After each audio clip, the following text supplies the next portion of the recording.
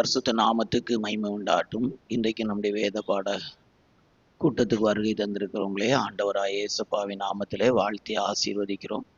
இன்றைக்கும் நம்முடைய தியானத்துக்காக எரேமியாவுடைய புஸ்தகம் 23ஆம் அதிகாரம் 20வது வசனத்தையும், எரேமியாவுடைய புஸ்தகம் 30ஆம் அதிகாரம் 24வது வசனத்தையும், சங்கீதங்களின் புஸ்தகம் 115:12, ஏசாயா 55:8-9 இந்த வேத பகுதிகளை வாசித்து நாம் ஏற்கனவே தியானித்து அந்த தலைப்பின் கீழாக மீதியான வேத பகுதிகளை தியானிக்க கர்த்தர் நமக்கு உதவி செய்வாராக. Praise the Lord. வாசிங்க. கர்த்தர் தம்முடைய இருதயத்தின் நினைவுகளை நடப்பித்து நிறைவேற்றும் அளவும் அவருடைய கோபம் தனியாது, கடைசி நாட்களில் அதை நன்றாய் உணருவீர்கள். எரேமியாவுடைய புஸ்தகம் 30:24 அதுவும் அதே வசனம் தான். வாசிங்க. கர்த்தர் தம்முடைய இருதயத்தின் நினைவுகளை நடப்பித்து நிறைவேற்றும் அளவும் அவருடைய உக்கிர கோபம் தனியாது, கடைசி நாட்களில் அதை உணர்ந்து கொள்வீர்கள். சங்கீதங்களின் புஸ்தகம் 115:12வது வசனம். கர்த்தர் நம்மை நினைத்திருக்கிறார், அவர் ஆசீர்வதிப்பார். இஸ்ரவேல் குடும்பத்தாரை ஆசீர்வதிப்பார், அவர் ஆரோன் குடும்பத்தாரை ஆசீர்வதிப்பார். ஏசாயா 55ஆம் அதிகாரம் 8-9. ஏசாயாவுடைய புஸ்தகம் 55ஆம் அதிகாரம் 8-9 வாசிக்க. என் நினைவுகள் உங்கள் நினைவுகள் அல்ல, உங்கள் வழிகள் என் வழிகளும் அல்லவென்று கர்த்தர் சொல்கிறார். பூமியை பார்க்கிலும் வானங்கள் எப்படி உயர்ந்திருக்கிறதோ அப்படியே உங்கள் வழிகளை பார்க்கிலும் என் வழிகளும், உங்கள் நினைவுகளை பார்க்கிலும் என் நினைவுகளும் உயர்ந்திருக்கிறது. கர்த்தருடைய பரிசுத்த நாமத்துக்கு மகிமை உண்டாகட்டும்.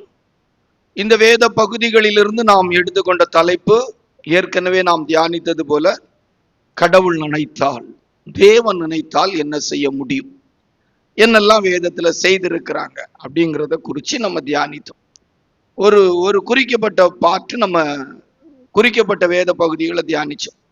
இதற்கு முந்தின வேத வகுப்புகள்ல தேவன் நினைச்சா வேதனைக்குரிய சம்பவங்களா என்ன சம்பவிக்கும் அப்படி ஒரு 3 குறிப்புகளையும், தேவன் நினைத்தா நன்மையான விஷயத்துல என்னெல்லாம் நடக்கும்னு ஒரு குறிப்பும் தியானிச்சோம். மொத்தம் 4 குறிப்புகள் தியானித்திருக்கோம். இன்னும் ஒரு 10 குறிப்பு இருக்குது.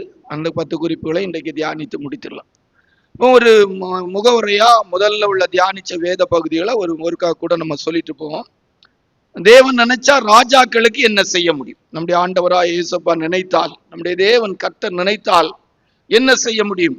அப்போ தானியேலின் புஸ்தகத்துல ஒரு ராஜாவை, ஒரு சாம்ராஜ்ய ராஜாவை வைக்கோல் தின்கிறவராக மாற்ற முடியும் என்று சொல்லி தியானித்தோம். ஒரு ராஜாவை புழுத்து சாகிற விதத்துல தேவனால மாற்ற முடியும். ஒரு ராஜா குஷ்டரோகியாக மாற்றப்பட முடியும். தனிமைப்படுத்தப்படுகிற விதத்துல ஒரு குஷ்டரோகியாக மாற்றப்பட முடியும். பார்வோன், அது உசியா ராஜா, அந்த புழுத்து செத்தது ஏரோது ராஜா, வைக்கல் தின்க வைக்கப்பட்டது நேபுகாத்நேச்சர். அப்போ 4ஆவதாக அதுல நம்ம பார்வோனை குறித்து எடுத்தோம். பார்வோனும் அவனுடைய சேனையும் தொடருவோம் பிடிப்போம் என்று சொல்லி அவனுக்கு செம்மையாய் தோன்றுகிற விதத்துல ஓடினார். ஆனா முடிவுல பார்த்தா கடல்ல கடற்கரையில செத்து ஒதுங்கி கிடக்கக்கூடிய இடத்துல கர்த்தர் மாற்றி முடித்தாங்க. கர்த்தர் காரியத்தை மாறுதலாய் முடிய பண்ணினாங்க.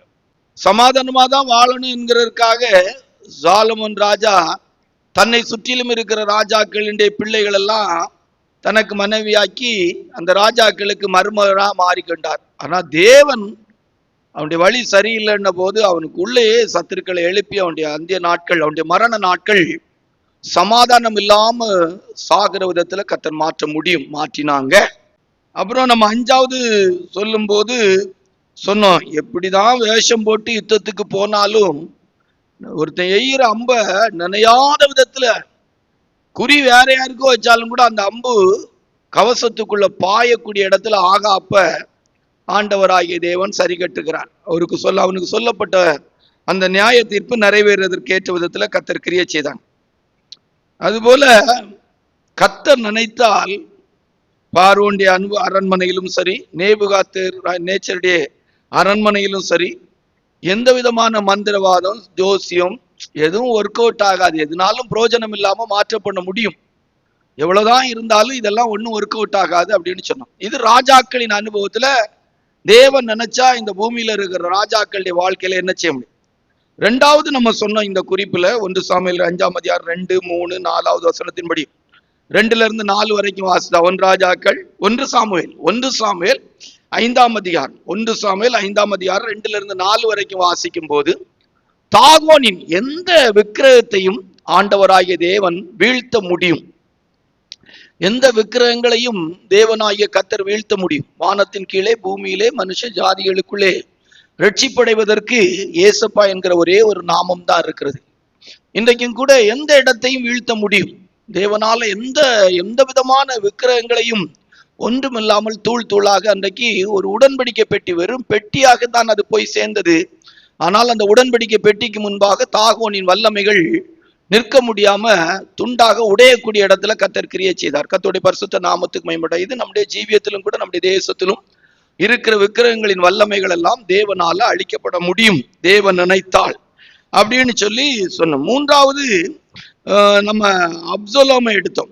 2 சாமுவேல் 15ஆம் அதிகாரம் 1-2-6 வரைக்கும் வாசிக்கும் போது 2 சாமுவேல் 18:9 வாசிக்கும் போது சாமர்த்தியம், பலன், ரொம்ப பெரிய விசேஷமான அழகு, ரொம்ப பெரிய காரியங்கள் எல்லாம் அவனுக்கு இருந்துச்சு. ஆனா ஆண்டவருடைய கிருபையினாலே தேவன் அவனை கர்வாலி மரத்துல தொங்க வச்சாங்க. அப்போ ஆண்டவரால முடியும். ஒரு மனுஷனுக்கு திறமை, அனுபவம், சாமர்த்தியம் எதுவும் ஒர்க் அவுட் ஆகாம தேவனால அவனை கர்வாலி மரத்துக்குள் மரத்துல தொங்க வச்சு சாகிற விதத்துல செயல்படுத்த முடியும். 4வதாக இன்றைக்கு நம்ம தியானிக்க போற காரியம் என்னவென்று சொன்னால், வேதத்துல வாசிக்கும் போது தான் வெட்டின குழியில தானே விழுவான். எஸ்தரின் புஸ்தகத்துல வாசிக்கும் போது நாம வாசிக்கிறோம், மொர்தெகாய்க்காக ஆமான் ஒரு தூக்கு மரத்தை ரெடி பண்ணணும். ஆனா வேதம் சொல்லுகிறது அந்த தூக்கு மரத்துல அவனை தான் தூக்கி போட்டார்கள் என்று சொல்லி வேதத்துல வாசிக்கக்கூடியதாக இருக்கிறது. அப்ப ஆண்டவருடைய கிருபையினாலே ஒரு மனிதன் மற்றவங்களுக்கு குழி வெட்டலாம், ஆனா தேவன் நினைச்சா அவன் தான் இதுல விழக்கூடிய இடத்துல கர்த்தர் கிரியை செய்ய முடியும். எஸ்தரின் புஸ்தகம் 7ஆம் அதிகாரத்துல 10வது வசனத்தை வாசிக்கும் போது வாசிங்க. அப்படியே ஆமான் மொர்தெகாய்க்கு ஆயத்தப்படின தூக்கு மரத்தில் ஆமானையை தூக்கி போட்டார்கள். ஆமா, தான் வெட்டில குழியில தானே விழுவான் அப்படின்னு சொன்னது போல தனக்கு தானே சூனியம் வச்சு கொள்றது போல மொர்தெகாய்க்கு. அதனால ரொம்ப கவனமா இருக்கணும். தேவன் நினைச்சா சவுல் மற்றவங்களை கொல்றதுக்கு, அதுல நல்லவங்களை கொல்றதுக்கு பயன்படுத்தின ஈட்டி, கொல்றதுக்காக எடுத்த ஈட்டி அவனுக்கே இதாயிற்று. அதனால ரொம்ப தன்வினை தன்னை சுடும் அப்படின்னு சொல்லி ஒரு நல்ல வார்த்தை உண்டு தமிழ்ல. தன்வினை தன்னை சுடும். மனுஷன் எதை விதைப்பானோ அதையே அறுப்பான். இதெல்லாம் நல்ல வசனங்கள் எடுத்து பேசிட்டு போனா சமயம் ஆயிரும். தானியேலின் புஸ்தகத்துல வரும்போது தானியேல சிங்கக்கபில போடும்படிக்கு சட்டத்தை கொண்டு வந்தவங்களே அந்த சிங்கக்கபில செத்தாங்கன்னு சொல்லி வேதம் நமக்கு சொல்லி கொடுக்கிறது. நீங்க அதை வாசித்து பார்த்தீங்கன்னா நன்றாக தெரியும். தானியேலின் புஸ்தகத்துல வாசிக்கும் போது தானியேலுக்கு எதிராக சட்டத்தை கொண்டு வந்தாங்க. தானியேல சிங்கக்கபிலிருந்து வெளியே எடுத்த உடனே 24வது வசனத்தை வாசிங்க. தானியேலின் புஸ்தகம் 6ஆம் அதிகாரம் 24வது வசனத்தை வாசிங்க. தானியேலின் மேல் குற்றஞ்சாட்டின மனுஷரையோ வென்றால் ராஜா கொண்டு வர சொன்னான். அவர்களையும் அவர்கள் குமாரரையும் அவர்கள் மனைவிகளையும் சிங்கங்களின் கெபியிலே போட்டார்கள். அவர்கள் கெபியின் அடியிலே சேரும் முன்னே சிங்கங்கள் அவர்கள் மேல் பாய்ந்து அவர்கள் எலும்புகளை எல்லாம் நொறுக்கி போட்டது. கர்த்தருடைய பரிசுத்த நாமத்துக்கு மகிமை உண்டாகட்டும். அப்போ இந்த இடத்துல வாசிக்கும் போது வேதம் நமக்கு சொல்லி கொடுக்கிறது, தானியேலை குற்றப்படுத்தின மனிதர்கள் சிங்கக்கபில போட்டு தானியேலை கொல்லணும்னு நினைச்சாங்க. அந்த சிங்கக்கபில அவங்க தான் விழுந்து சாகிற அளவுக்கு அவங்கள தூக்கி போட்டு அவங்க சாகிற அளவுக்கு கர்த்தர் கிரியை செய்தாங்க. தேவன் நினைத்தால் தானியேலின் புஸ்தகம் 3ஆம் அதிகாரத்துல கூட 22வது வசனத்தை வாசித்தா அதுவும் கூட நமக்கு கொஞ்சம் ஒரு எச்சரிப்புக்குரியதான். தேவன் நினைத்தால், கடவுள் நினைத்தால் நமக்கு விரோதமாய் செயல்படுகிறவர்களுக்கு அவங்க எடுக்கிற அந்த ஆயுதமே அவங்களுக்கு அழிவுக்குரியதாய் மாற்ற முடியும். அதான் நம்ம இந்த 4வது குறிப்புல உள்ளது. நமக்கு எதிராக எடுக்கிற ஆயுதமே அவங்க அழிகிறதுக்கு காரணமாயிரும். ஆமான் மொர்தெகாய்க்காக தூக்கு மரத்தை ரெடி பண்ணான். ஆனா வேதம் சொல்லுது அந்த தூக்கு மரத்துல ஆமான் தான் தொங்க வேண்டியதா இருந்துச்சு. தானியேலுக்கு எதிராக சிங்கக்கபியை தெரிஞ்செடுத்தாங்க. ஆனா அந்த சிங்கக்கபி சூளையில போடும்படிக்கு ராணுவத்தில் உள்ள பலசாலிகளை கொண்டு வந்து கட்டினாங்க. வேதம் சொல்லுது அவங்க தான் செத்தாங்க. வாசிங்க. ராஜாவின் கட்டளை கடுமையா இருந்தபடியினாலும் சூளை மிகவும் சூடாக்கப்பட்டிருந்தபடியினாலும் அக்கினி ஜுவாலையானது சாத்ராக் மேஷாக் ஆபேத்நேகோ என்பவர்களை தூக்கி கொண்டு போன புருஷரை கொன்று போட்டது. ஆமா, இதெல்லாம் நமக்கு ஒரு எச்சரிப்பு தான். தேவன் நினைச்சா அவ்வளவுதான். தூக்கிட்டு போனவங்க செத்தாங்க, சூளைக்குள்ள போடப்பட்டவங்க உயிரோடு இருக்கிறாங்க. யோசித்து பாருங்க. தூக்கு மரத்தை யாருக்கு தூக்கு மரம் செய்தாங்களோ அவன் உயிரோடு இருக்கிறான். யாருக்கு தூக்கு மரம் செய்யணும்னு செய்தானோ அவன் தொங்கிட்டு இருக்கிறான். தன்வனை தன்னை சுடும். மனுஷன் எதை விதைப்பானோ அதை அறுப்பானே மாதிரி. தான் வெட்டின குழியில தானே விழுவான். தேவன் நினைச்சா அப்படிதான் நடக்கும், அப்படிதான் நடக்கணும். நடந்துகிட்டு இருக்கு, இன்னும் நடக்கும். இதெல்லாம் நமக்கு எச்சரிப்புக்காகத்தான் பரிசுத்த வேதாகமத்தில் எழுதியிருக்கு. அதனால தான் நம்ம அடிக்கடி சொல்லுவோம், மாமியார் மருமகளுக்கு விரோதமா, மாமியாருக்கு விரோதமா குழி வெட்டக்கூடாது. வெட்டினா கடைசியில குண்டுல போய் விழுந்து கிடப்போம், ஆபத்தாயிரும். அல்லேலூயா. அப்ப நாலாவது, தேவன் நினைச்சா அவன் வெட்டுற குழியில அவனே என்ன செய்வான்? விழுவான். சரியா? போதும், நிறைய இருக்குது வேத தியானத்துக்குரியது. ஆகையினால கொஞ்சம் சீக்கிரமா போவோம். 5, தேவன் நினைச்சா என்ன செய்ய முடியும்? அப்போஸ்தலர் நடவடிக்கைகள் 27ஆம் அதிகாரம் 10 வரைக்கும் திருப்பி 41 வாசித்தார். அப்போஸ்தலர் நடவடிக்கைகள் 27ஆம் அதிகாரம் 10, 11, 12, 41 வாசித்தா. வாசிய. மனுஷரே, இந்த யாத்திரையினாலே சரக்குக்கும் கப்பலுக்கும் மாத்திரமல்ல நம்முடைய ஜீவனுக்கும் வருத்தமும் மிகுந்த சேதமும் உண்டாயிருக்கும் என்று காண்கிறேன் என்று சொல்லி அவர்களை எச்சரித்தான்.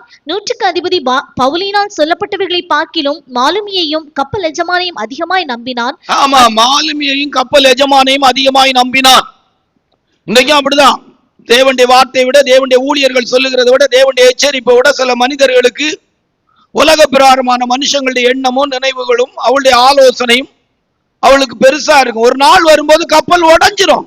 ரொம்ப நேரம் தாக்கு பிடிக்கல, ரொம்ப நாள் தாக்கு பிடிக்காது. மாலுமியையும் கப்பல் தலைவனையும் 100க்கு அதிபதி நம்பினா புறப்பட்டாங்க. வேதத்துல வாசிக்கும் போது 13வது வசனத்துல தென்றல் மெதுவாய் இருந்தது. தென்றல் மெதுவாய் இருந்தது. 13வது வசனத்தை வாசிங்க. தென்றல் மெதுவாய் அடித்தபடியால், தென்றல் மெதுவாய் இருந்தபடியால். வாசியா. தாங்கள் கோரினது கைகூடி வந்ததென்று எண்ணி. ஆமா, தேவன் நினைச்சா டைட்டானிக் கப்பலை தயாரிச்ச போது, கப்பல் போகும்போது, ஒரு கிறிஸ்தவ நாட்டுல ரெடி பண்ண கப்பல், கடவுளே வந்தாலும் இந்த கப்பலை என்ன செய்ய முடியாது? உடைக்க முடியாதுன்னாங்க.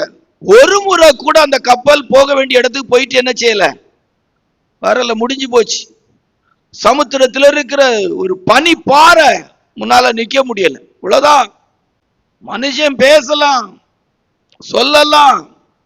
தேவன் நினைச்சா 41வது வசனத்துல கப்பல் துண்டு துண்டா உடைஞ்சுன்னு பைபிள்ல சொல்லியிருக்கு. வாசிங்க.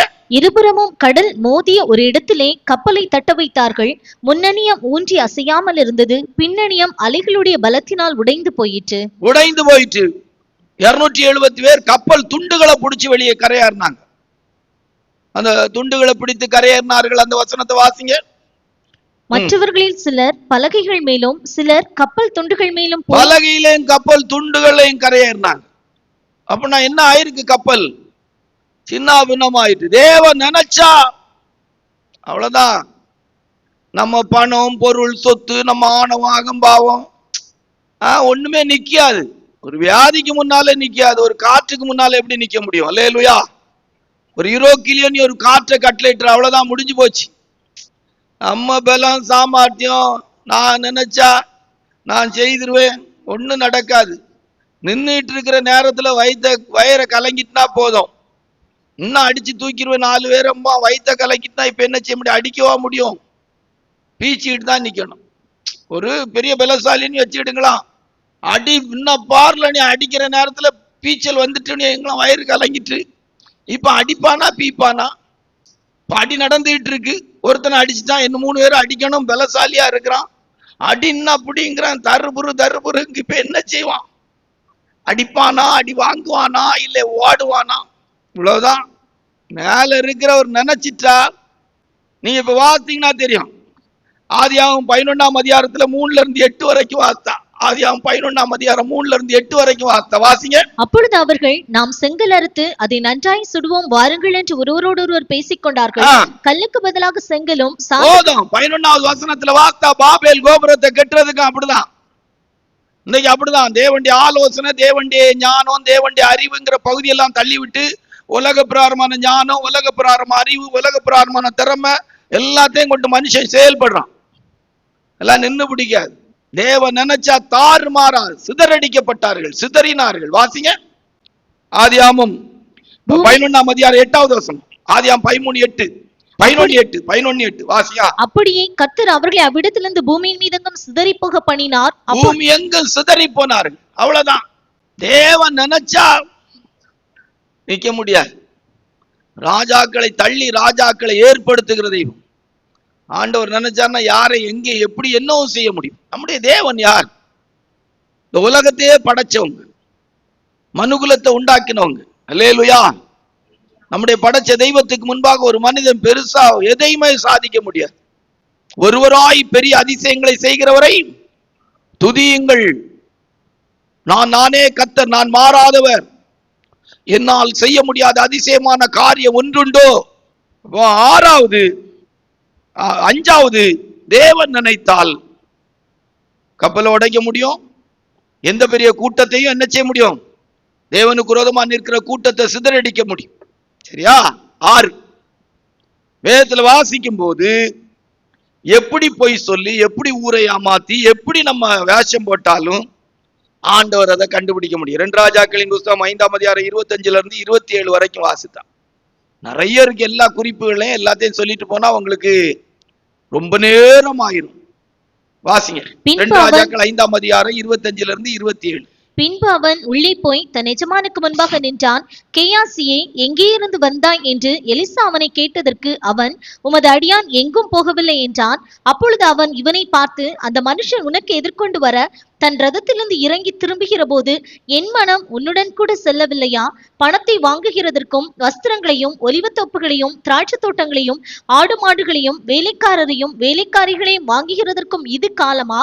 ஆகையால் நாகமானின் குஷ்டரோகம் உன்னையும் உன் சந்ததியாரையும் என்றைக்கும் போதும். என்ன அறிகிறோம்? பொய், பித்தலாட்டம், ஏமாத்துறது யாருக்கும் தெரியாது. தேவன் நினைச்சா எந்த ரகசியத்தையும் வெளியே கொண்டு வந்துருவார். அல்லேலூயா. எந்த காரியமும் வெளியே வரும். நம்ம ஒன்றும் மறைச்செல்லாம் வாழ்ந்துவிட முடியாது.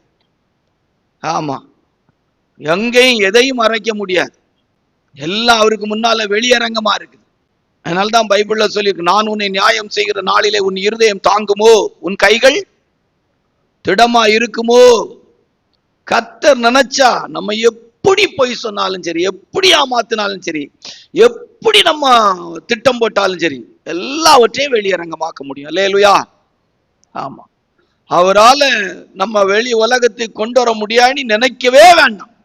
ஆதியாகமம் தொடங்கி வெளிப்படுத்தின விசேஷம் வரைக்கும் வாசித்து பார்த்தா எந்த மனுஷனும் தேவனுக்கு முன்பாக ரகசியமா இருக்கிறேன்னு என்ன செய்ய முடியாது? சொல்லவே முடியாது. தேவன் நினைச்சா எந்த காரியத்தையும் வெளியரங்கமாக்க முடியும். கேயாசி ஓடுனா எலிசா பார்க்கவா செய்தாங்க? இல்ல. எலிசா பார்க்கத்தக்கவா ஓடினாங்க? இல்ல. ஆனா வந்து நிக்கான். எங்க போயிட்டு வந்தான்னா ஒரு இடமும் போலங்கிறான். ஆனா அவன் போனது வாங்கினது எல்லாம் யாருக்கு ஆண்டவர் வெளிப்படுத்தி இருந்தாங்க? எலிசாவுக்கு. அப்போஸ்தலர் நடவடிக்கைகள் 5ஆம் அதிகாரத்துல வாசிக்கும் போது கூட 3வது வசனத்துல அருமையா பேதுரு அப்போஸ்தலன் அவங்க அனனியாவை பார்த்து சொல்றாங்க ஒரு வார்த்தை. வாசிங்க. பேதுரு அவனை நோக்கி, அனனியாவே, நிலத்தின் கிரயத்தில் ஒரு பங்கை வஞ்சித்து வைத்து பரிசுத்த ஆவியினிடத்தில் பொய் சொல்லும்படி சாத்தான் உன் இருதயத்தை நிரப்பினதென்ன? பாத்தீங்களா? சாத்தான் சொல்லுவான், பொய் சொல்லுவான், மறைக்கிறதுக்கு சொல்லுவான், பல விதங்களில் அதை பல காரியங்களை செய்ய வைப்பான். ஆண்டவர் நினைச்சா அதை என்ன செய்வாரு? வெளியரங்கமாக்கிற முடியும். ஆவிக்குரிய தெய்வ பிள்ளைகளுடைய லைஃப்ல இதெல்லாம் நமக்கு இது இருக்கணும். அதனால்தான் தேவனாகிய கர்த்தருக்கு முன்பாக பயபக்தியா இருக்கணும்.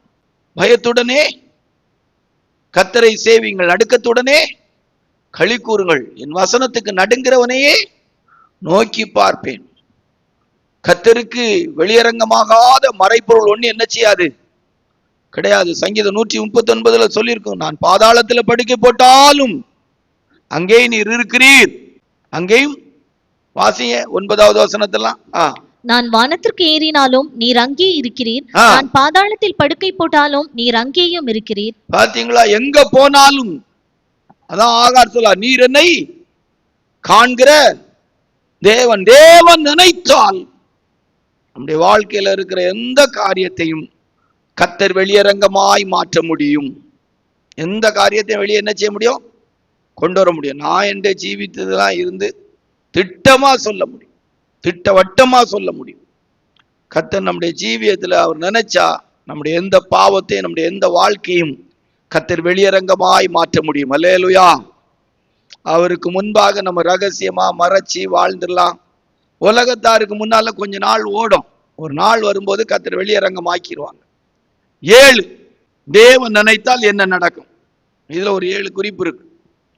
அது சும்மா சிம்பிளா சொல்லிட்டு போய், ஏன்னா நேரம் ஆயிடக்கூடாது. அதனால தான் ஒவ்வொரு குறிப்புக்கு கீழே சில குறிப்புகள் இருக்கு. அதனால இன்னைக்கு அதுக்கெல்லாம் ரொம்ப வசனம் சொல்லாமலே போனாதான் இன்னைக்கு உள்ள வேத பாட கூட்டத்தை முடிக்க முடியும்.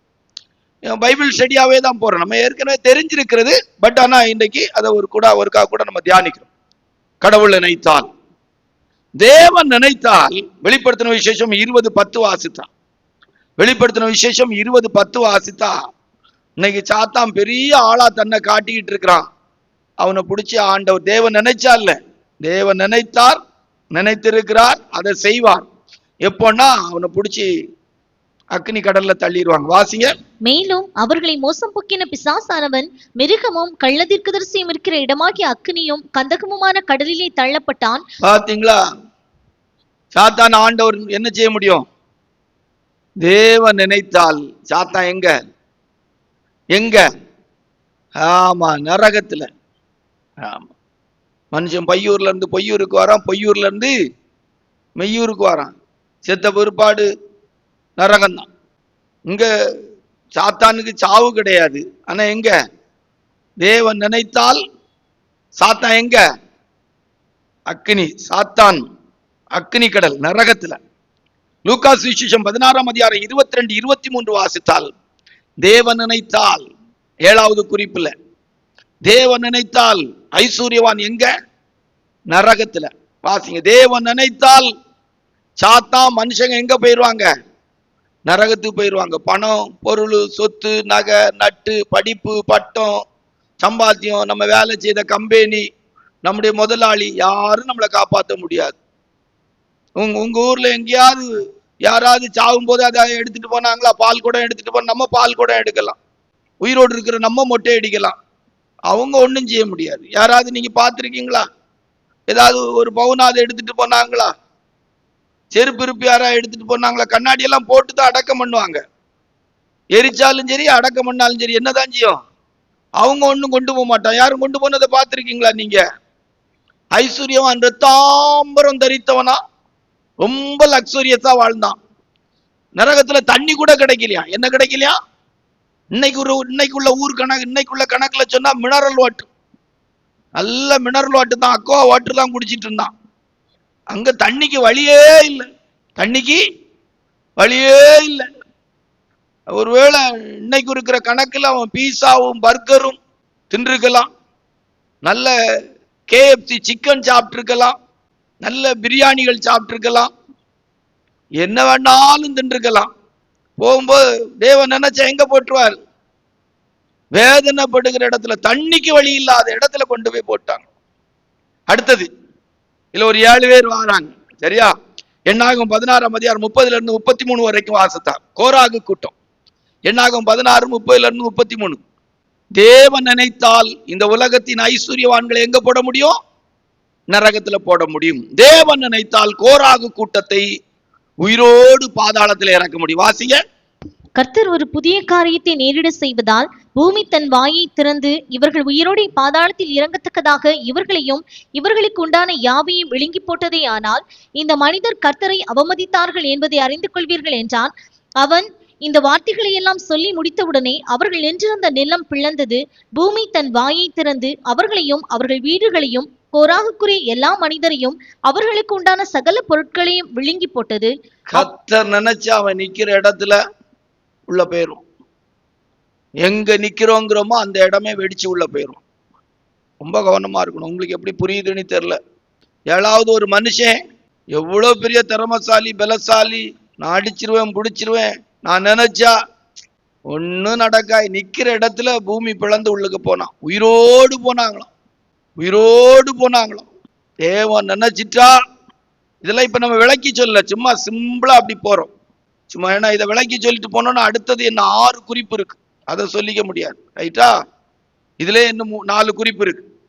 4வது வேதத்துல வாசிக்கும் போது மத்தேயு சுவிசேஷம் 7ஆம் அதிகாரம் 22, 23 வாசித்தா, மத்தேயு சுவிசேஷம் 7ஆம் அதிகாரம் 22, 23 வாசித்தால், கடவுள் நினைத்தால் தேவன் நினைத்தால் என்ன செய்ய முடியும்?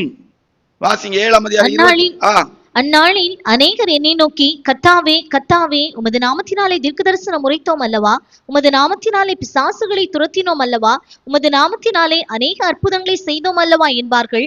அப்பொழுது நான், ஒரு காலம் உங்களை அறியவில்லை, அக்கிரம செய்கைக்காரரே, என்னை விட்டு அகன்று போங்கள் என்று அவர்களுக்கு. பிரபலமான ஊழியக்காரர்கள் எல்லாம் தேவன் நினைச்சா எங்க போட்டுருவாங்க? நினைச்சா இல்ல, அதான் நடக்கும். தேவன் நினைச்சா எங்க இருப்பாங்க? இந்த உலகத்துல பிரபலமான பேரு புகழோடு வாழ்கிற ஊழியர்களா எங்க இருப்பாங்க? நரகம். நாமத்தினாலே தீர்க்க தரிசனம் சொன்னோமே, பேய்களை துரத்தினோமே, அற்புதங்களை நடப்பித்தோமே, உங்களை ஒரு காலம் ஆரியன் என்னை விட்டு அகன்று போங்கள். இவங்க இப்ப பேய் விரட்டுறவங்க, நோய் சுகமாக்குறவங்க எல்லாம் அந்த உலகத்துல பிரபலமானவங்க, பிரசித்தி பெற்றவங்க, பிரசித்தி பெற்ற ஊழியர்கள். தமிழ்நாட்டில் பிரசித்தி பெற்றவங்க, இந்தியாவில் பிரசித்தி பெற்றவங்க, உலகத்துல பிரசித்தி பெற்றவங்க. நமக்கு மேல விளக்கம் சொல்லாண்டாம், போதும்.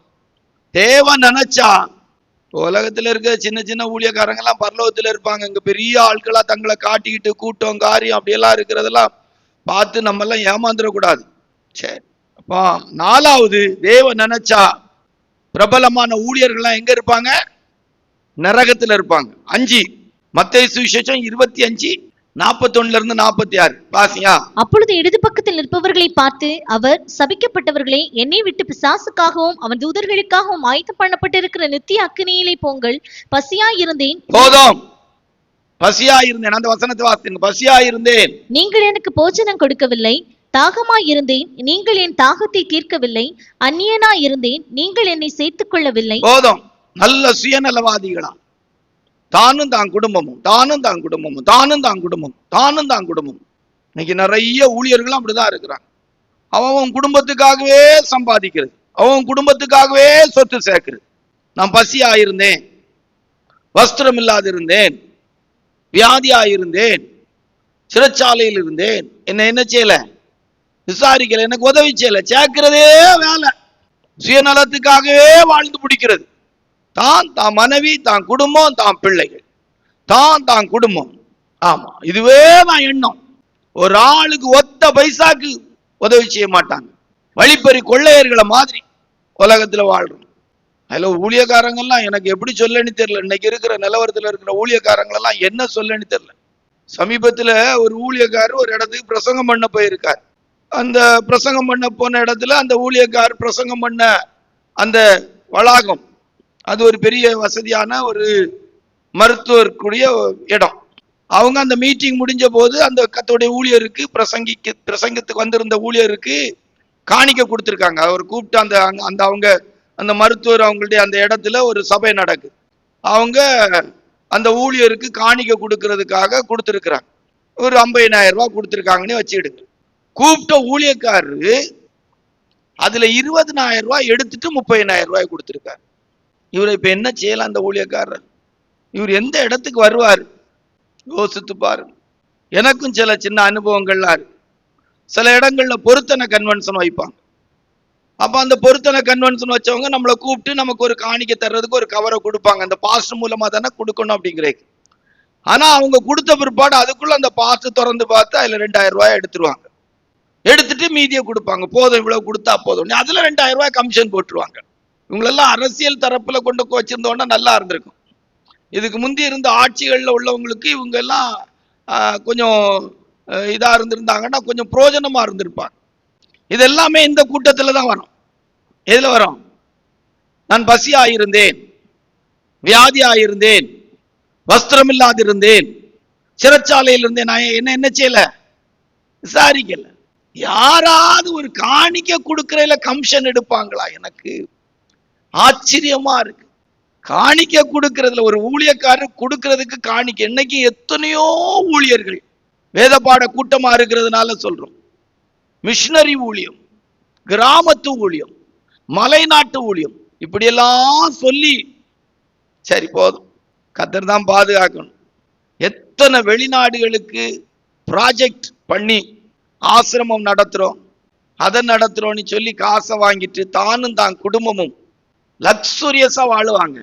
அந்த ஏழப்பட்ட அனாதைகளான பிள்ளைகளுக்கு, ஆசிரமங்கள்ல இருக்கிறவங்களுக்கு நல்ல ஒரு உணவு, நல்ல ஒரு படிப்பு, நல்ல ஒரு வசதி செய்து கொடுக்க மாட்டாங்க. கர்த்தர் நினைத்தால் வெள்ளாடு போல இந்த உலகத்துல சுயநலவாதிகளாக தனக்கும் தான் குடும்பத்துக்கும் வாழ்ற கூட்டம் எல்லாம் நரகத்துல இருக்கும். 6 வேதத்துல வாசிக்கும் போது மத்தேயு சுவிசேஷம் 25:1 வாசித்துட்டு 10-12 வரைக்கும் வாசித்தா. மத்தேயு சுவிசேஷம் 25:1 வாசித்துட்டு 1வது வசனம் வாசித்துட்டு 10-12 வரைக்கும் வாசித்தா. வாசிங்க. அப்பொழுது பரலோக ராஜ்யம் தங்கள் தீவெட்டிகளை பிடித்துக் கொண்டு மணவாளனுக்கு எதிர்கொண்டு போக புறப்பட்ட 10 கணிகைகளுக்கு ஒப்பாயிருக்கும். 10-12 வரைக்கும் வாசிக்கும் போது 10-12 வாசிங்க சீக்கிரம். அப்படியே அவர்கள் வாங்க போன போது மணவாளன் வந்து விட்டார். ஆயத்தமாயிருந்தவர்கள் அவரோட கூட கல்யாண வீட்டுக்குள் பிரவேசித்தார்கள். கதவும் அடைக்கப்பட்டது.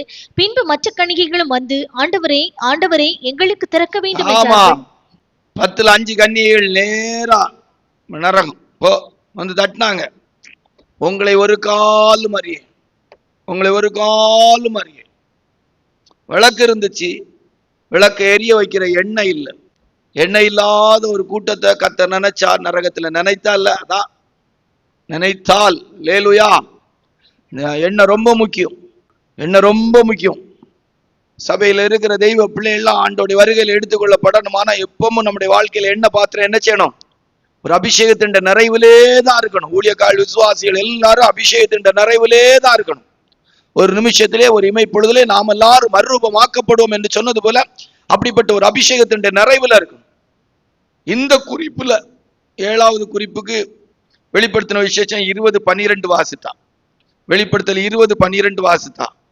மரித்தோராகிய சிறியோரையும் பெரியோரையும், இந்த பூமியில இருக்கிற எந்த நாட்டுல எங்க பிறந்திருந்தாலும் சரி, எங்க வளர்ந்திருந்தாலும் சரி, எல்லாரையும் ஆண்டவர் தூக்கி நிறுத்திடுவார் தனக்கு முன்னால.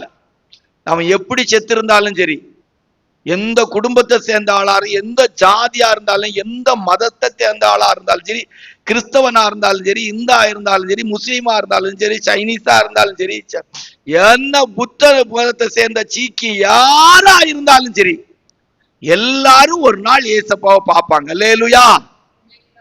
தப்பவே முடியாது. நம்ம ஊர் பாஷையில சொல்லுவாங்க, தப்ப முடியாது தங்க நாடாம்பாங்க. வாய்ப்பே கிடையாது. மரித்தோராகிய சிறியோரையும் பெரியோரையும் தேவனுக்கு முன்பாக நிற்க கண்டேன். வாசிங்க அந்த வசனத்தை. மரித்தோராகிய சிறியோரையும் பெரியோரையும் தேவனுக்கு முன்பாக நிற்க கண்டேன். அப்பொழுது புஸ்தகங்கள் திறக்கப்பட்டன. ஆமா, யார் யார் என்னென்ன செய்தான்னு சொல்லி எல்லாம் அங்க ரெக்கார்ட்ல தான் இருக்கு. யார் யார் என்னென்ன செய்தாங்க, எப்படி எப்படி வாழ்ந்தாங்க, எல்லா ரெக்கார்டும் வந்துடும். ஆமா, நான் போன உடனே ரெக்கார்டெல்லாம் அங்க ஓப்பன் ஆயிரும், எல்லாம் ஓப்பன் ஆயிரும். இப்ப ஆதார் அட்டையை கொடுத்தா போதும், எத்தனை பேங்க் புக் இருக்கு, எந்த பேங்க்ல என்ன இது பேலன்ஸ் இருக்குது, இந்த ஆதார் அட்டை எண்ணெயில அந்த நம்பர்ல எத்தனை எவ்வளவு பத்திரம் பதிச்சிருக்கிறாங்க, சொத்து எவ்வளவு இருக்கு, எல்லாம் என்ன என்ன என்ன செய்யறோம். பாஸ்போர்ட் இருக்குதா, இது இருக்குதா, அது என்னது ரேஷன் கார்டு இருக்குதா, லைசன்ஸ் இருக்கா, ஆல் ஆதார் நம்பரை போட்டோன்னு என்ன செய்யும், கம்ப்யூட்டர்ல டிஸ்பிளேல வந்துடும். என்னென்ன தரப்புல அரசாங்கத்துல என்னெல்லாம் இருக்குது, என்ன ஏது எல்லாம் என்ன செய்திரும், தானா வந்துடும், தானா வந்துடும். இப்படி இந்த உலகத்திலே ஒரு ஆதார் எண்ணுக்கு கீழே ஒரு மனுஷன் டிஜிட்டல்ல வந்துட்டான்னா ஆண்டவர் செத்த ஒவ்வொருத்தரையும் கொண்டு வந்துருவார். எந்த நாட்டுல செத்தாலும் சரி, எப்படி செத்து இருந்தாலும் சரி. ஆமா, தண்ணியில செத்தவன் தண்ணி அவனை தூக்கி விட்டுரும், நெருப்புல செத்தவன் நெருப்புல வந்துருவான். சுட்டு எரிச்சிருக்கலாம், அடக்கம் பண்ணாம எரிச்சிருக்கலாம், எல்லாரையும் ஆண்டவர் உயிரோடு எழுப்பிடுவார். அவங்கவுங்க செய்த காரியத்தை வாஸ்து நியாய தீர்ப்பு, என்ன செய்தாங்க, எப்படி செய்தாங்க, எல்லாம் வெளியரங்கமாக்கி நியாய தீர்ப்பு. தேவன் நினைத்தால் ஆளினால் இந்த உலகத்துல இருக்கிற எல்லாரையும் ஜட்ஜ்மெண்ட் கொடு. இப்ப நம்ம பிளஸ்ஸா ஆண்டவர் நினைச்சா என்ன நடக்கும். கடந்த வாரத்துல ஒரு குறிப்பு தியானிச்சு, சங்கீதம் 115:12 வாசித்துட்டு நம்ம அடுத்த வாசிப்போம். வாசிங்க. கர்த்தர் நம்மை நினைத்திருக்கிறார், அவர் ஆசீர்வதிப்பார், இஸ்ரவேல் குடும்பத்தாரை ஆசீர்வதிப்பார். கர்த்தர் நினைத்தால் ஆசீர்வதிக்கப்படுவோம். அல்லேலூயா. சரியா. முதல்ல தேவன் நினைச்சா என்ன செய்ய முடியும்? ராஜாக்கள் மாதிரிப்பட்டவங்கள அற்பமானவங்களா மாற்ற முடியும். தேவன் நினைச்சா விக்கிரகங்களை தூள் தூளாக்க முடியும். தேவன் நினைச்சா ஒரு மனுஷனை கர்வாலி மரத்துல தொங்க வைக்க முடியும். தேவன் நினைச்சா அவன் வெட்டுற குழியில அவனே சாகிற அளவுக்கு கர்த்தர் செய்ய முடியும். தேவன் நினைச்சா மனுஷனுடைய நம்பிக்கைக்குரிய கப்பலையும் மனுஷன் நம்புகிறதான காரியத்தையும் தாறுமாறா மாற்ற முடியும். தேவன் நினைச்சா எந்த மனுஷன் எப்படி பொய் சொல்லி எப்படி ஏமாத்த நினைச்சாலும் வெளியரங்கமாக்க முடியும். தேவன் நினைத்தால் எந்த மனுஷனையும் நரகத்துல போட முடியும். அல்லேலூயா. அதனால்தான் சொல்லியிருக்கும், மாம்சத்தை அழிக்கிறவர்களுக்கு பயப்படாமல் உங்கள் ஆத்மாவை அழிக்க வல்லவருக்கு பயப்படுங்கள். இப்ப தேவன் நினைச்சா என்ன செய்ய முடியும்?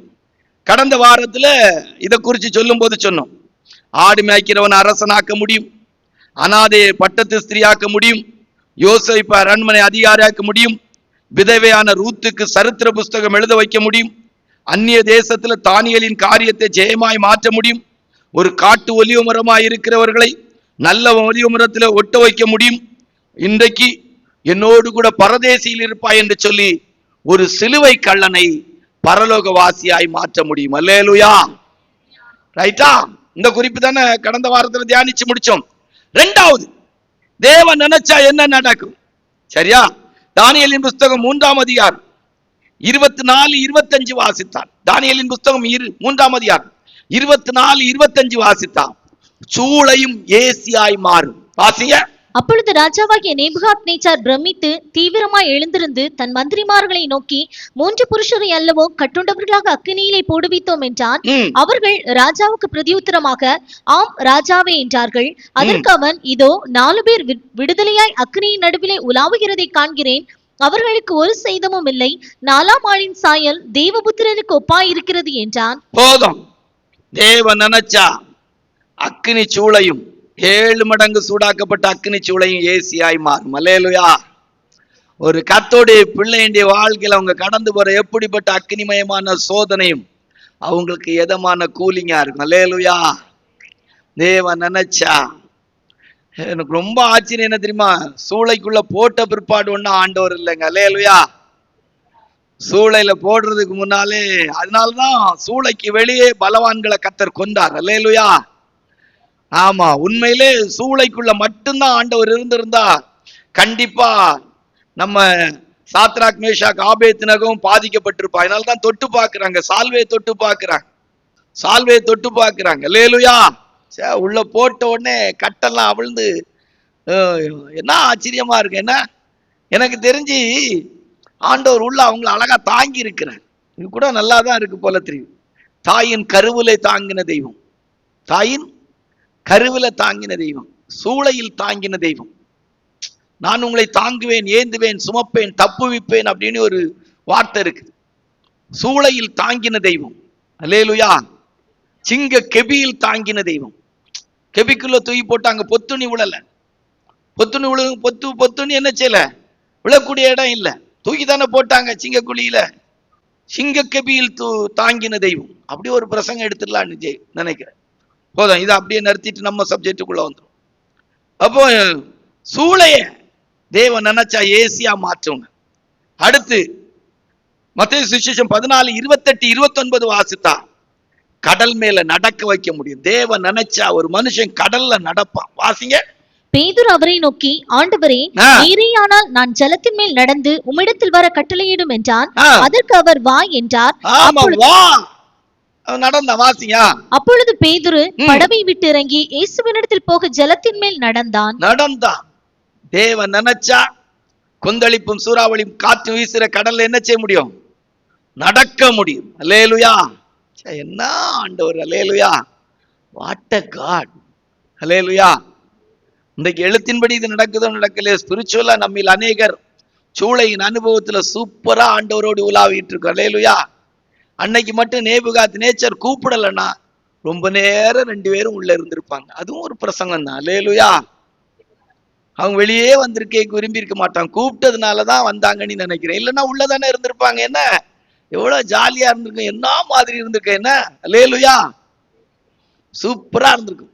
பேதுரு அப்போஸ்தலனும் சைடெல்லாம் பார்க்கலன்னா கிட்ட வரைக்கும் நடந்து போயிருக்கலாம். என்னன்னா அதுல ஒரு சந்தோஷம் தான். உள்ள அமிழ்ந்தாலும் அவர் தூக்கி எடுத்தாங்க. அல்லேலூயா. ரைட். அடுத்து என்ன? நெகேமியா 9:12-19 வாசித்தான். யாத்ராகமம் 13:21-22 வாசித்தான். வனாந்திரத்துல சாப்பாட்டுக்கும் குறைவு இருக்காது. மேக ஸ்தம்பமும் அக்னி ஸ்தம்பமுமா கர்த்தர் இருப்பார். வாசிங்க. தேவன் நினைத்தால் வாசிய. நீர் அவர்களுக்கு முன்பாக சமுத்திரத்தை பிரித்ததினால் கடலின் நடுவாக கால் நனையாமல் நடந்தார்கள். வலுவான தண்ணீர்களிலே கல்லை போடுகிறது போல அவர்களை தொடர்ந்தவர்களை ஆழங்களிலே போட்டுவிட்டீர். நீர் பகலிலே மேகஸ்தம்பத்தினாலும் அவர்கள் நடக்க வேண்டிய வழியை அவர்களுக்கு வெளிச்சமாக்க இரவிலே அக்னி ஸ்தம்பத்தினாலும் அவர்களை வழி நடத்தினீர். கர்த்தருடைய பரிசுத்த நாமத்துக்கு மகிமை உண்டாகட்டும். நல்ல சாப்பாடு, நல்ல மேக ஸ்தம்பம், நல்ல அக்னி ஸ்தம்பம். லைட்டே இல்லாம ராத்திரி ஒரு 6 லட்சம் புருஷர்கள், ஏறக்குறைய 20 லட்சம் ஜனங்கள் இருப்பாங்கன்னு நான் சொல்றாங்க. குறைஞ்சபட்சம் 20 லட்சம் சொல்றாங்க. 20 லட்சத்துக்கு மேலதான் இருக்கும் பிள்ளைகளோடு. 6 லட்சம் புருஷர்கள்லாம் 6 லட்சம் அவங்களுக்குரிய மனைவி 12 லட்சம் ஆச்சு. திருப்பி வயதானவங்க, சின்ன பிள்ளைகள் எல்லாம் சேர்த்தா எவ்வளவு பேர் இருந்திருக்கும்? என்ன, ஒரு பிள்ளைகள் 2 பிள்ளைகளா இருந்திருக்கும். எத்தனை பிள்ளைகள் இருந்திருக்கும்? ஏறக்குறைய 20-30 லட்சம் சொல்றாங்க. Right, okay. அவ்வளவு பேருக்கும் ஒரு மேக ஸ்தம்பத்தினுடைய வெளிச்சம் எவ்வளவு அழகா இருந்திருக்கு. அல்லேலூயா. என்ன ஒரு மேக ஸ்தம்பம், என்ன ஒரு அக்னி ஸ்தம்பம். காலையில ஒரு மேக ஸ்தம்பம், அவ்வளவு பேருக்கும் எந்த உஷ்ணமும் தெரியாம. சில நேரம் வெயில் காலத்துல ஒரு மேகம் நம்மளை கடந்து போகும்போது நமக்கு அப்படி ஒரு இணலா இருக்கும். அல்லேலூயா. அப்படி ஒரு மேக ஸ்தம்பம், ஒரு அக்னி ஸ்தம்பம், என்ன அருமையான ஒரு லைஃப். காலையில ஆனா மன்னா, எனக்கு அதுல பெரிய ஆச்சரியம் என்ன தெரியுமா? அந்த மண்ணா மண் ஒட்டாம இருந்திருக்கு. பாத்தீங்களா? எனக்கு அதுதான் மண்ணா. ஓகே, அந்த மண்ணா அழகா மண் ஒட்டாம எடுக்கிற விதத்துல இருந்திருக்கு. நான் எனக்கு அது ஆச்சரியம். ஒருவேளை இது கேள்விக்குரிய இடமா இருந்தா நீங்க இதுக்கு கேள்வி கேட்கறது நல்லது. அல்லேலூயா. என்ன, இவங்க ஒண்ணும் பாயெல்லாம் விரிச்சு எடுக்கலையே, மண்ணா பொழிந்தொள்ளப்பட்டுச்சு. அதை போய் என்ன செய்தாங்க? புறக்குனாங்க. அல்லேலூயா. அதுல அந்த வனாந்தரத்தினுடைய மண்ணு ஒட்டாம இருந்திருக்கு பாருங்க. இல்லைன்னா அதை கழுவுனா அந்த மண்ணு போகிற விதத்துல இருந்திருக்கு. 2 விஷயம் இருக்கு. அல்லேலூயா. ஏன்னா மண்ணாவை பணியாரம் போலையும் சுட்டு செய்து சாப்பிட்டு இருக்கிறாங்க. மண்ணாவை தனியா எடுத்து பார்த்தாலும் தேனிட்ட பணியாரம் போல என்ன செய்திருக்கு? இருந்திருக்கு. கொத்தமல்லி சைஸ்ல இருந்திருக்கு. ஆனா அந்த மண்ணெல்லாம் அதுல இல்லாம, அப்போ அது ஒரு பெரிய ஆச்சரியம் தான். அல்லேலூயா. Right, okay. இப்ப அந்த பகுதி இல்ல. அப்ப தேவன் நினைச்சா எந்த வனாந்தரத்திலும் சாப்பாட்டு குறைவு இல்லாம, எந்த வனாந்தரத்திலும் கைகால் வீங்காம ஆசீர்வாதமா மேக ஸ்தம்பமும் அக்னி ஸ்தம்பமான அனுபவத்துல நம்மை நடத்த முடியும். அல்லேலூயா. தேவன் நினைச்சால். 1 ராஜாக்கள் 19:7-8 வாசித்தான். அது என்ன நல்லா இருக்கும். 1 ராஜாக்கள் 19:7-8 வாசித்தா. அப்பா, அது ஒரு பெரிய விசேஷம். வாசிங்க. கர்த்தருடைய தூதன் திரும்ப 2ஆம் தரம் வந்து அவனை தட்டி எழுப்பி, எழுந்திருந்து போஜனம் பண்ணு, நீ பண்ண வேண்டிய பிரயாணம் வெகு தூரம் என்றான். அப்பொழுது அவன் எழுந்திருந்து புசித்து குடித்து அந்த போஜனத்தின் பலத்தினால் 40 நாள் இரவு பகல் ஒரே பெண்ணும் ஒரு நேரம் சாப்பாடு 40 நாள் பிரயாணம் பண்ணியிருக்கான். இரவும் பகலும், டே நைட் 40 நாள் என்ன செய்திருக்காரு? நடந்திருக்காரு. ஒண்ணுமே ஆகலைங்க. எனக்கெல்லாம் இதை நீங்க ஒரு 4 நேரம் பிரதர், நீங்க ஒரு நேரம் சாப்பிட்டு 40 நாள் நடந்து நீங்க மெட்ராஸ் போயிட்டு வாங்கன்னு சொன்னீங்கன்னு வைங்களா, எப்படி இருக்கும்னு நினைக்கிறீங்க? 40 நாள் நடந்து போனாங்களா. சந்தோஷத்தை ஒரு நேரம் சாப்பாடு கொடுத்து நீ நாங்க நெருக்கி நடந்து போன்னு சொன்னா எப்படி இருக்கும்? அவங்க ஆட்சி ஒரு நேரம் சந்தோஷத்துக்கு சாப்பாடு கொடுத்து அவங்க ஆட்சி நாங்க நெருக்கி மக்கா நீ நடந்து போன்னு சொன்னா எப்படி இருக்கும்? ஆக நாங்குநேரி ஒரு 50 கிலோமீட்டர், அவ்வளவுதானே. அவங்க ஊரு இருந்து புதூர் தானே. நாங்குநேரியில புதூருக்கு ஒரு 55 கிலோமீட்டர் வேணா போடலாம், அவ்வளவுதானே இருக்கும். 55 கிலோமீட்டருக்கு நடந்து போனா, மிஞ்சி போனா நாங்குநேரிக்கு நடந்து போய் வர்றதுக்கு வேணா ஒரு 10-12 மணி நேரத்துல போயிடலான்னு நினைக்கிறேன். 12 மணி நேரத்துல போய் ஒரு நாள் போடுங்களா, ஒரு நாள் போடுங்க. 40 நாள் ராத்திரியும் பகலும் நடந்து போய் இருக்கிறாங்க. அப்போ சந்தோஷத்துக்கு ஒரு நேரம் சாப்பாடு கொடுத்து டெல்லி வரைக்கும் நடந்து போன்னு சொன்னா, பெட்ஷீட்டு தண்ணி ஒண்ணுமே கொடுக்காம பெருமையா நீ நடந்து போன்னு சொன்னா எப்படி இருக்கும் நீ நினைக்கிறீங்க? திரவிய ஆஸ்பத்திரிகிட்ட வரும் வரைக்கும் தான் நட. திரவிய ஆஸ்பத்திரிகிட்ட வரும் வரைக்கும் தான் நட. அதுக்கு பிற்பாடு டெல்லிக்கு எப்படி போவாங்கன்னு நீங்க கண்டே பிடிக்க முடியாது. கர்த்தருடைய பரிசுத்த நாமத்துக்கு மகிமை. ஆனா எலியா, எனக்கு இன்னைக்கு சாயங்காலம் கூட இந்த குறிப்பு இது செய்த போது எனக்கு இதாத்தான் இருந்துச்சு. ஒரு நேரம் சாப்பாட்டுல 40 நாள் நைட் அண்ட் டே நடந்து ஓரேப் என்கிற பர்வதத்துக்கு வந்தார்னா அந்த சாப்பாடா இல்ல தேவன் நினைச்சதா? தேவனுடைய நினைவு. அல்லேலூயா. பெரிய ஆச்சரியம் தான். அல்லேலூயா. தேவன் நினைச்சா நம்ம வாழ்க்கையில எதையும் செய்ய முடியும். அதுக்கு தானே இந்த தியானம். அல்லேலூயா. அல்லேலூயா. சார் ரொம்ப பெரிய தேவன். அல்லேலூயா. நாமெல்லாம் கொடுத்து வச்ச தெய்வ பிள்ளைகள். அல்லேலூயா. நாமெல்லாம் நம்முடைய தேவனுக்கு பிள்ளைகளா பிறந்தது பெரிய பாக்கியம். அல்லேலூயா. What a God. அல்லேலூயா. What a wonderful God. அல்லேலூயா.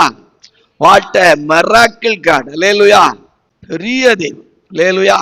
சரி, போதும். இப்ப நம்ம இது செய்தோம்னா அடுத்த 3வது பைபிள் ஸ்டடிக்கு ரெடி ஆயிடும். அப்புறம் மத்தேயு சுவிசேஷம் 14ஆம் அதிகாரம் 17ல இருந்து 19, 21 வரைக்கும் கூட குறிச்சிடுங்க.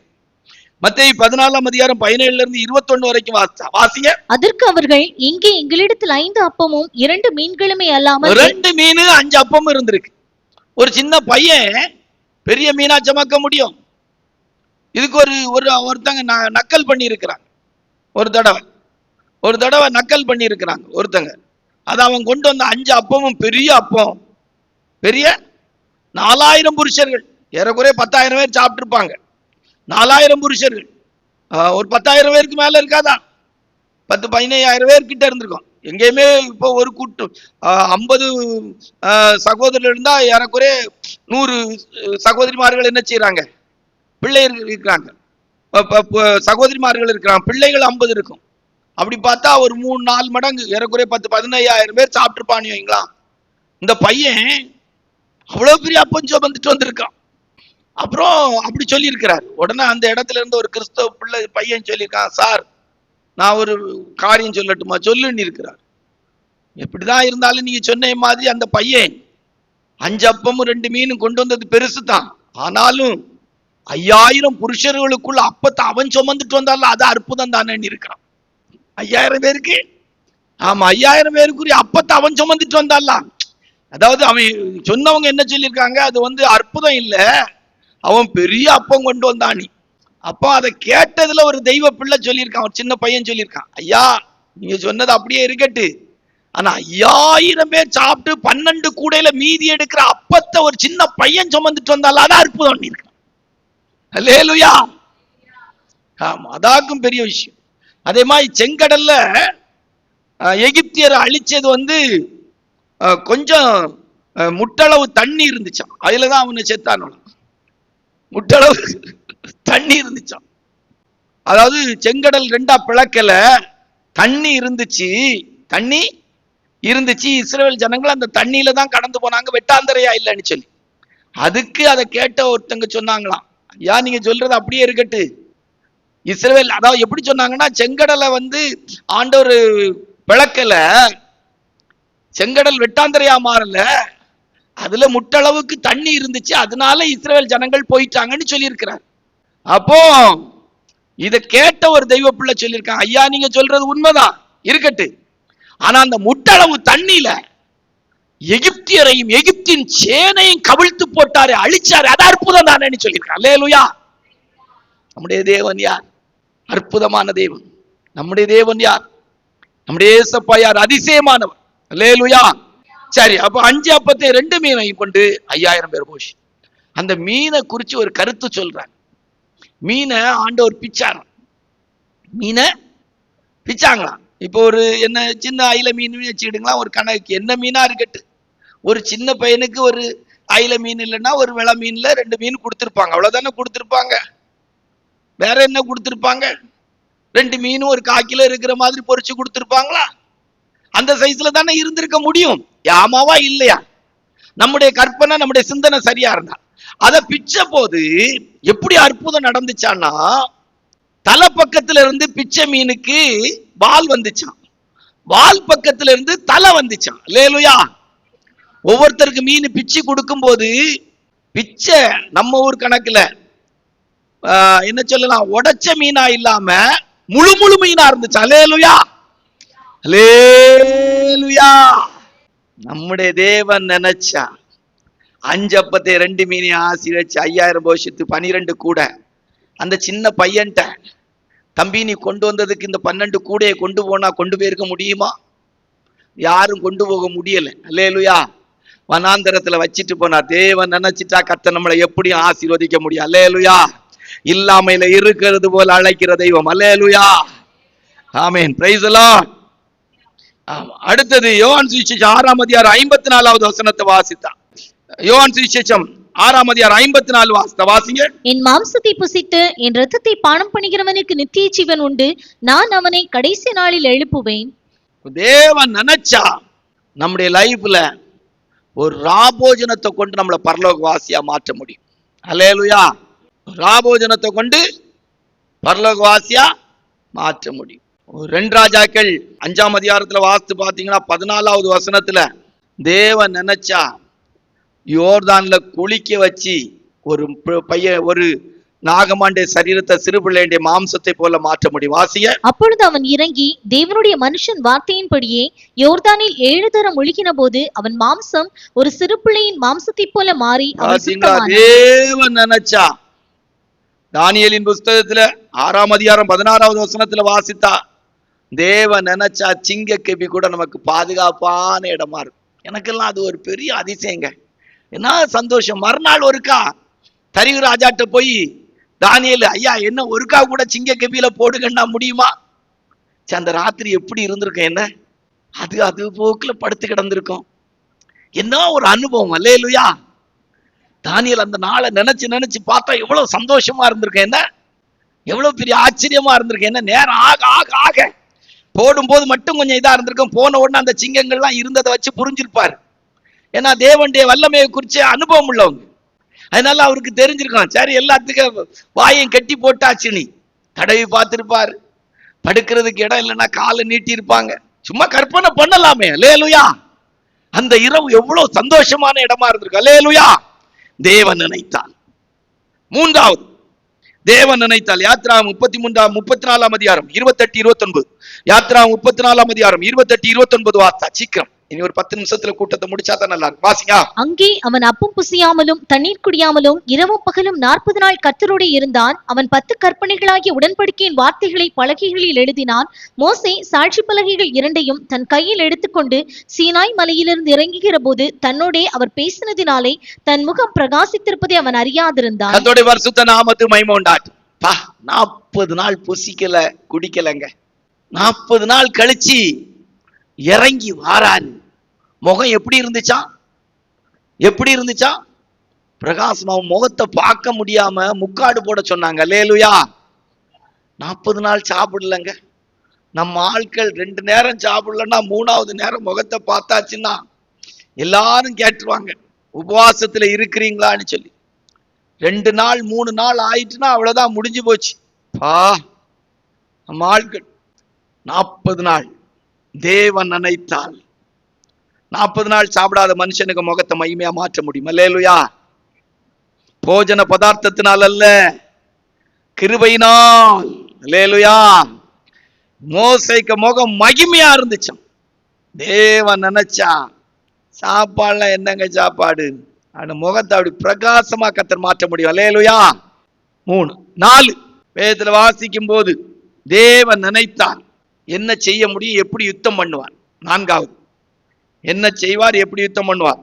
யாத்ராமு 23ஆம் அதிகாரம் 28வது வசனத்தை வாசித்தார். யாத்ராமு 23-28 வாசிங்க. உன் முகத்திற்கு முன்னின்று எய்வியரையும் கானானியரையும் ஏத்தியரையும் துரத்திவிட குளவிகளை உனக்கு முன்னே அனுப்புவேன். கர்த்தர் நினைச்சா குளவிகளை வச்சு யுத்தம் பண்ண முடியும். யோசுவாவுடைய புஸ்தகம் 24:12 வாசிங்க. யோசுவா 24:12 வாசிங்க. எமோரியரின் 2 ராஜாக்களையும் உங்கள் பட்டயத்தாலும் உங்கள் வில்லாலும் நீங்கள் துரத்தவில்லை. நான் உங்களுக்கு முன்பாக குளவிகளை அனுப்பினேன், அவைகள் அவர்களை உங்கள் முன்னின்று துரத்தி விட்டது. தேவன் நினைச்சா குளவியை கொண்டு யுத்தம் பண்ணுவார். அல்லேலூயா. கிளவியை கொண்டு இல்ல, குளவிகளை கொண்டு. அது வேற யோசிக்கணும். கிளவிகளை கொண்டு நீ நினைச்சிடக்கூடாது. எழுதி வைக்கிற போது கிளவிகள் நீ இருக்கக்கூடாது. நானும் பிரசங்கத்துல சொல்றது கிளவி நீ பதிஞ்சிடக்கூடாது. குளவிகளை கொண்டு, இதை கொண்டு குளவிகளை கொண்டு யுத்தம் பண்ணி இருக்கிறாங்க. அடுத்து என்ன வேதத்துல வாசிக்கும் போது 2 சாமுவேல் 18ஆம் அதிகாரம் 8வது வசனத்துல காடுகளை கொண்டு வாசிங்க. 2 சாமுவேல் 18:8. 2 சாமுவேல் 18:8 வாசிங்க. அப்சலோம் யுத்தம் அந்த தேசமெங்கும் பறந்தது. அன்றைய தினம் பட்டயம் பட்சித்த ஜனங்களை பார்க்கிலும் காடு பட்சித்த ஜனம் அதிகம். காட்டை வச்சு ஆண்டவர் யுத்தம் பண்ண முடியும். அல்லேலூயா. பா, என்ன தேவனப்பா, எப்படிப்பட்ட தேவன்! தேவன் நினைச்சா வாட் எ காட்! எப்படி அவரை பற்றி சொல்றது? அல்லேலூயா. காடு பட்சித்தான். அப்சலோமுடைய கூட்டமும் காட்டுல காடுகளால செத்தாங்க. விளக்கிட்டு போனா சமயம் அனுமதி கொடுக்காது. யோசுவா 10ஆம் அதிகாரம் 1வது வசனத்தை வாசித்தா, வனாந்திரத்துல கல்ல கொண்டு ஆண்டவர் யுத்தம் பண்ணி இருக்கிறார். வானத்திலிருந்து கல்ல போட்டு அடிச்சிருக்கிறார். வாசிங்க. யோசுவாவுடைய புத்தகம் 10ஆம் அதிகாரம் 11வது வசனம் வாசிங்க. அவர்கள் பெத்தரோனிலிருந்து இறங்குகிற வழியிலே இஸ்ரவேலுக்கு முன்பாக ஓடி போகையில் அசக்கா மட்டும் ஓடுகிற அவர்கள் மேல் கர்த்தர் வானத்திலிருந்து பெரிய கற்களை விழப்பண்ணினார். அவர்கள் செத்தார்கள். இஸ்ரவேல் புத்திரர் பட்டயத்தால் கொன்றவர்களை பார்க்கிலும் கல்மழையினால் செத்தவர்கள் அதிகமாயிருந்தார்கள். கர்த்தருடைய பரிசுத்த நாமத்துக்கு கல்ல கொண்டு ஆண்டவர் யுத்தம் பண்ணி இருக்கிறார். கல்ல போட்டுருவார், மேல இருந்து கல்ல தூக்கி போட்டுருவார். எவ்வளவு நல்ல பயங்கரமான தேவன்! அல்லேலூயா. அடுத்தது வேதத்துல வாசிக்கும் போது வாசிங்க. யாத்திராம் 14ஆம் அதிகாரம் 17வது வசனத்தை வாசிங்க. யாத்திராம் 14ஆம் அதிகாரம் 17வது வசனத்தை வாசிங்க. யாத்திராம் 14:17 வாசிங்க. எகிப்தியர் உங்களை பின்தொடர்ந்து வரும்படி நான் அவர்கள் இருதயத்தை கடினப்படுத்தி பார்வோனாலும் அவன் ரதங்கள் குதிரை வீரர் முதலாகிய அவனுடைய எல்லா இராணுவத்தாலும் மகிமைப்படுவேன். தண்ணிய வச்சு கர்த்தர் யுத்தம் பண்ணினார். அவ்வளவு பேரும் கரையில செத்து படுத்திருந்தான். வாசிங்க அந்த வசனத்தை. அவர்கள் கரையிலே இவ்விதமாய் கர்த்தர் அந்நாளிலே இஸ்ரவேலரை எகிப்தியரின் கைக்கு தப்புவித்து ரட்சித்தார். கடற்கரையிலே எகிப்தியர் செத்து கிடக்கிறதை இஸ்ரவேலர் கண்டார்கள். கடற்கரையிலே செத்து கிடந்தார். எகிப்தியர் கடற்கரையிலே தண்ணிய வச்சு. அடுத்த வேதத்துல வாசிக்கும் போது 2 ராஜாக்கள் 7ஆம் அதிகாரம் 6வது வசனத்தை பார்த்தா ஒரு யுத்த இரைச்சலை உண்டாக்கி பெரிய ஜெயத்தை கொடுத்திருக்காங்க. வாசிங்க. ஆண்டவர் சீரியரின் இராணுவத்திற்கு ரதங்களின் இறைச்சலையும் குதிரைகளின் இறைச்சலையும் மகா இராணுவத்தின் இறைச்சலையும் கேட்க பண்ணினதினால் அவர்கள் ஒருவரை ஒருவர் நோக்கி, இதோ நம்மிடத்தில் போருக்கு வர இஸ்ரவேலின் ராஜா எகிப்தியரின் ராஜாக்களையும் எகிப்தியரின் ராஜாக்களையும் நமக்கு விரோதமாக கூலி பொருத்தினார். ஒரு இரைச்சலை உண்டாக்கி ஜெயிக்க வச்சுட்டார். அல்லேலூயா. ஒரு சத்தம், அப்படியே ஒரு பாளையத்துக்குள்ள ஒரு யுத்த சத்தத்தை உண்டாக்கி எதிரி ஓட்டம். வேதத்துல வாசிக்கும் போது 2 நாளாகும் 20ஆம் அதிகாரம் 22, 23 வாஸ்தா 3 ராஜாக்கள் வந்தாங்க. ஒருத்தர் மாற வெட்டி முடிச்சு ஒரு பெராக்கா. வாசிங்க.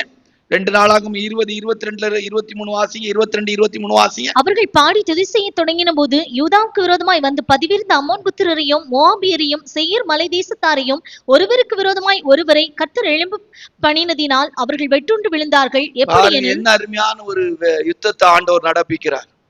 தேவன் நினைச்சா எந்த கூட்டம் நமக்கு முன்னால வந்தாலும் நிக்க முடியாது. அல்லேலூயா. அவங்களே அவங்களுக்குள்ள வெட்டி சாக கர்த்தர் அனுமதிச்சுட்டாங்க. ஏசாயா 37, 36 வாசித்தா. ஏசாயாவுடைய தீர்க்க தரிசன புத்தகம் 37, 36 வாசித்தா. வாசிங்க. அப்பொழுது கர்த்தருடைய தூதன் புறப்பட்டு அசீரியரின் பாளையத்தில் 185,000 பேரை சங்கரித்தான். அதிகாலமே எழுந்திருக்கும் போது இதோ அவர்கள் எல்லாரும் செத்த பிரேதங்களாய் கிடந்தார்கள். அவர்கள் எல்லாரும் செத்த. ஒரு தூதனை கொண்டு 185,000 பேரை கர்த்தர் அழிச்சார். ஒரு தூதனை கொண்டு 185,000 பேரை கர்த்தர் அழிச்சார். சரி, 4வது யுத்தத்தின் அனுபவத்துல கர்த்தர் நினைச்சா எப்படி யுத்தம் செய்வாங்க அப்படின்னு சொல்லி பார்த்தோம். 5 அப்போஸ்தலர் நடவடிக்கைகள் 2ஆம் அதிகாரம் 37 இருந்து வாசித்தால் வாசிங்க. 37 வாசித்துட்டு 41 வாசியா. இதை அவர்கள் கேட்ட பொழுது இருதயத்திலே குத்தப்பட்டவர்களாகி பேதுருவையும் மற்ற அப்போஸ்தலரையும் பார்த்து, சகோதரரே, நாங்கள் என்ன செய்ய வேண்டும் என்றார்கள். 41 வாசியா. அவனுடைய வார்த்தையை சந்தோஷமாய் ஏற்றுக்கொண்டவர்கள் ஞானஸ்நானம் பெற்றார்கள். அன்றைய தினம் ஏறக்குறைய 3000 பேர் சேர்த்துக் கொள்ளப்பட்டார்கள். 4 வாசிங்க. 4 வாசிங்க. அப்போஸ்தலர் 4 வாசியா. வசனத்தை கேட்டவர்களில் அநேகர் விசுவாசித்தார்கள். அவர்கள் தொகை ஏறக்குறைய 5000 இருந்தது. கர்த்தருடைய பரிசுத்த நாமத்துக்கு மகிமை உண்டாகட்டும். ஏதாவது புரிஞ்சுதா இதுல? தேவன் நினைச்சா நம்ம கணக்குல இந்த மாதிரி பாயிண்ட் எல்லாம் உள்ள பிரசங்கம் எல்லாம் பண்ணல. யாரு? பேதுரு அப்போஸ்தலன் சரக்கு இருக்கிறது மாதிரியே தெரியல, சும்மா எழுப்பி பிரசங்கம் பண்ணாங்க. 3000 பேர் 5000 பேர் ரட்சிக்கப்பட்டாங்க. நம்மள மாதிரி இப்படி 7 பாயிண்ட் 14 பாயிண்ட் எல்லாம் பேசினாங்கன்னு சொல்ல முடியாது. தேவன் நினைச்சா சரக்கே இல்லாத வார்த்தையை கொண்டு கூட என்ன செய்ய முடியும்? கிரியை செய்ய முடியும். அல்லேலூயா.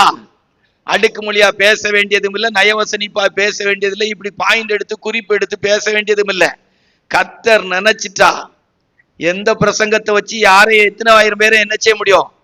ரட்சிக்க முடியும். வேதத்துல வாசித்து பார்த்தீங்கன்னா அப்போஸ்தலர் நடவடிக்கைகள் 5ஆம் அதிகாரம் 15, 16 வாசித்தா நிழல்களை கொண்டு அற்புதம் செய்திருக்கிறார். அது ஒரு பெரிய சப்ஜெக்ட். அப்போஸ்தலன் பேதுருவுடைய நிழல் பட்டு சுகமாயிருக்கிறாங்க. அல்லேலூயா. வேதத்துல வாசிக்கும் போது அப்போஸ்தலர் 19ஆம் அதிகாரம் 12வது வசனத்தை வாசித்தா 19, 12 வாசித்தா வாசிங்க. அவனுடைய சரீரத்திலிருந்து உருமால்களையும் கச்சையும் கொண்டு ஆண்டவர் அற்புதத்தை செய்திருக்கிறார். அதுல 2 ராஜாக்கள் எல்லாம் ஒரு வசனம் இருக்குது, 13, 21 வாசித்தா ஒரு மனுஷனுக்கு செத்து போன எலும்ப வச்சு கர்த்தர் அற்புதத்தை செய்திருக்கிறார். ஆடு மேய்க்கிற கோலை வச்சு கர்த்தர் அற்புதத்தை செய்திருக்கிறார். தேவன் நினைத்தால் சரக்கே இல்லைங்கிற பிரசங்கத்தை வச்சு கர்த்தர் கிரியை செய்ய முடியும். அல்லேலூயா. யாரு இன்னைக்கு பேதுரு அப்போஸ்தலனுக்கு பிரசங்கத்தை யாராய் பண்ணியிருக்காங்களா? இல்ல என்ன பிரசங்கம் இருக்கு?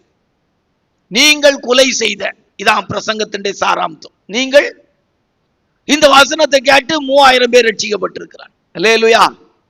அவ்வளவுதான். 4000 பேர் ரட்சிக்கப்பட்டு எந்த பாயிண்ட் குறிப்பும் சொல்லப்படல. நிழல் பட்டு சோமாயிருக்கிறாங்க.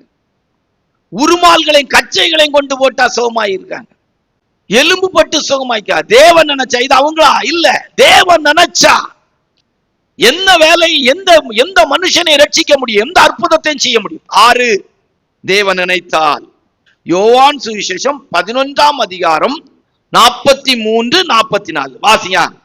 இவைகளை சொன்ன பின்பு லாசருவே வெளியே வா என்று உரத்த சத்தமாய் கூப்பிட்டார். அப்பொழுது மரித்தவன் வெளியே வந்தான். அவன் கால்களும் கைகளும் பிரேத சிலைகளால் கட்டப்பட்டிருந்தது. தேவன் நினைச்சா 4 நாள் ஆனவன் வெளியே வந்துருவான். எத்தனை நாள் ஆனவன் வெளியே வந்துருவான்?